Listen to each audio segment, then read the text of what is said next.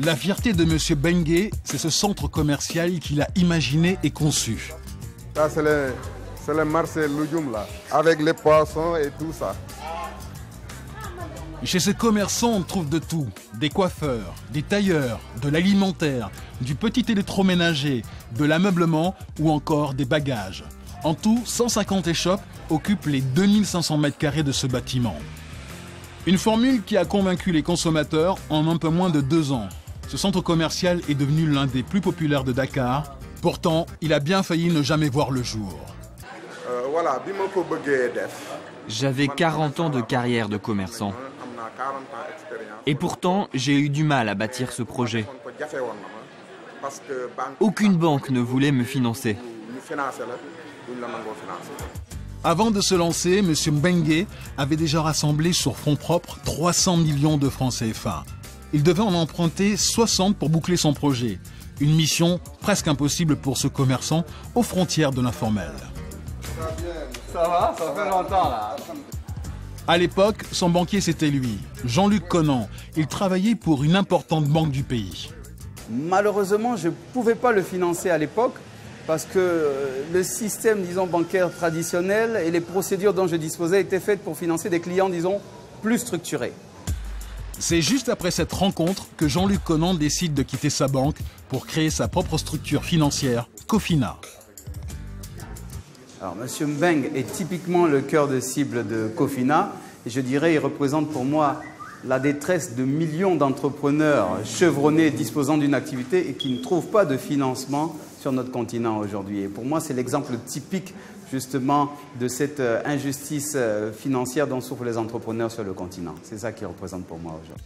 À mi-chemin entre la finance traditionnelle et la microfinance, Cofina s'adresse aux entreprises qui n'avaient jusque-là pas accès au crédit. Les banques servaient généralement les grandes entreprises et les grandes PME structurées, et la microfinance servait les tout petits financements. Et au milieu, il y avait un chaînon manquant qui représente entre 80 et 90% aujourd'hui des opérateurs économiques qui étaient laissés pour compte. Trop grosse pour la microfinance, pas assez structurée pour les institutions financières traditionnelles, Jean-Luc Conan a voulu faire de ces PME son cœur de cible. Mais pour aider ces entreprises peu structurées, il a dû mettre en place de nouveaux outils. On ne demande pas les états financiers des clients puisqu'ils n'en ont pas. On a un outil sur la base des livres de compte qui nous permet de reconstituer les états financiers du client, permet de donner une notation au client qui va de la meilleure note jusqu'à la moins bonne, et en fonction de la notation, la décision d'y aller.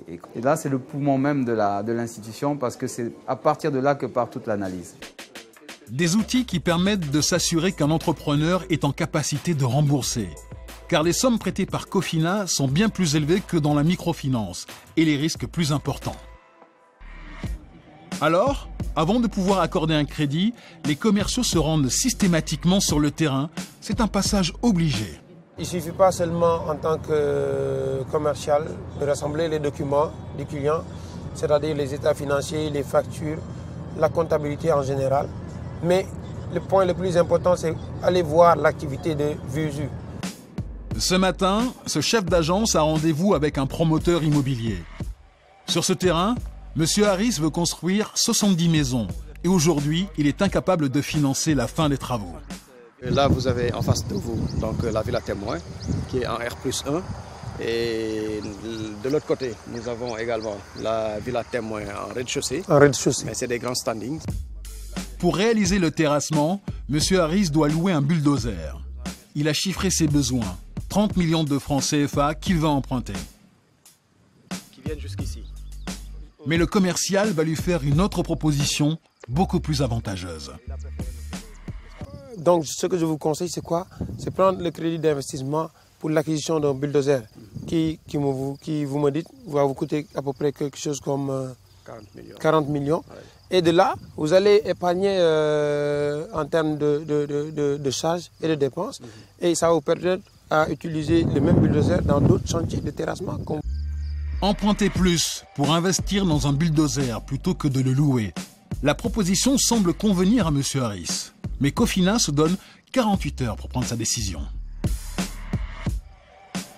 2 jours plus tard, il a rendez-vous à son agence. Une bonne nouvelle l'attend.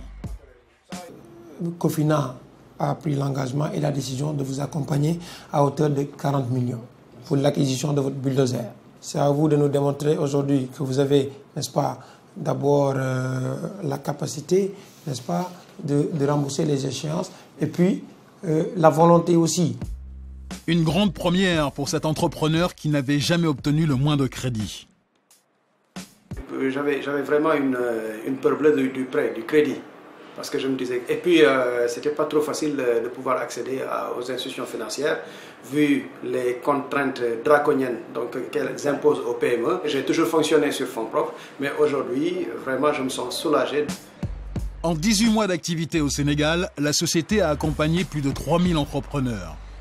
Comme cet imprimeur qui a renouvelé son parc de machines grâce à 4 prêts depuis 1 an. Ben écoutez, c'est beaucoup moins de panne, bien sûr, avec des équipements neufs, donc du coup, plus de réactivité, plus de capacité de production, donc on est en mesure de répondre assez vite à une demande importante sur un délai très court, d'accord ? Et donc forcément, un développement du business, donc notre rentabilité s'améliore et notre chiffre d'affaires également progresse. Le directeur compte solliciter un autre prêt pour se lancer dans le créneau de l'impression sur textile. Ce sont des investissements qui devraient tourner autour de 50 millions. De 50 millions. D'accord. Aussi bien en investissement qu'en fonds de roulement. Qu'en fonds de roulement, tout à fait. Voilà. Okay. Voilà, c'est pas... Et nous aimerions les réaliser assez vite dans le courant du trimestre en cours. Il a de bonnes chances d'obtenir ce qu'il souhaite. Jusque-là, il a toujours remboursé en temps et en heure. Depuis sa création, Cofina a octroyé 46 milliards de francs CFA de crédit. Chaque semaine, les différents sièges se retrouvent en visioconférence pour suivre les chiffres et affûter les stratégies. Mansour, c'est bon, Côte d'Ivoire, Guinée, Mali, on est connecté, ok. Didier, tu peux nous donner les principaux chiffres pour la Côte d'Ivoire ce mois-ci? Une vision panafricaine qui permet surtout de limiter les risques. On a parfois certaines crises sociopolitiques dans certains pays, je ne vais pas les citer, il y en a qui sont arrivés récemment. Et le fait d'être situé dans plusieurs pays permet de contrebalancer le risque. Et l'entreprise compte encore s'étendre. D'ici 2021, Cofina compte proposer ses services aux PME dans 16 pays africains. Car il y a urgence. L'Afrique est le continent où les PME ont le plus de difficultés à se financer.